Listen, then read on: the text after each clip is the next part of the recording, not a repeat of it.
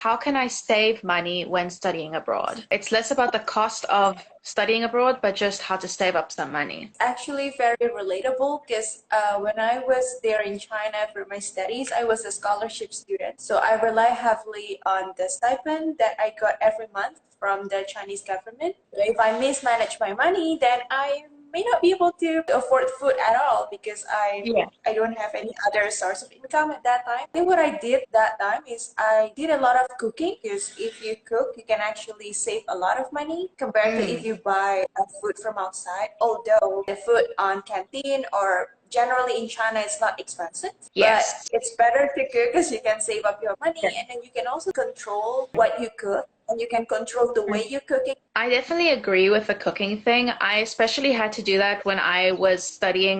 I was in China, but it was 2020 and it was COVID, and we couldn't actually study on the campus.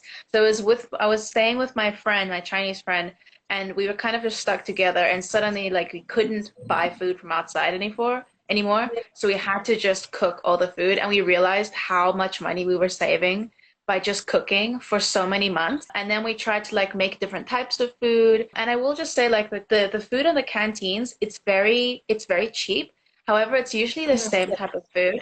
So sometimes if that's all Yeah. you're eating, you're gonna get so tired of eating the same meal all the time. So yeah, it's a great way to, like you said, to control that.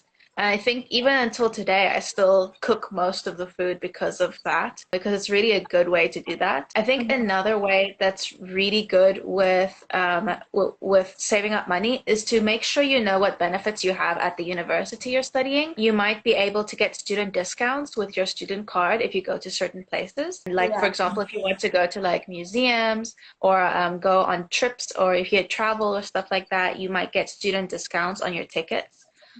Just know about that. Also, in China, we had like a student card that allowed us to go to the school gym. So you don't have to join a gym. You can just use the school gym, and it's really, really cheap.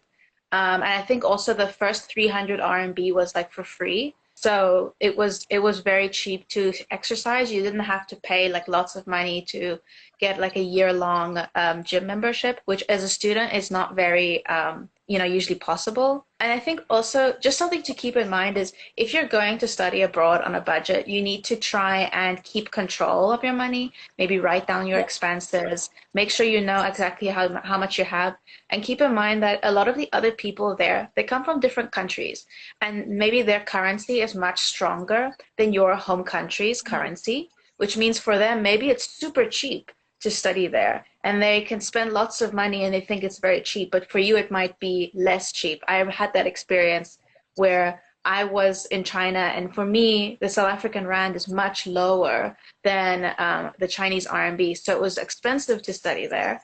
But my friend that was from Finland, it was super cheap for her.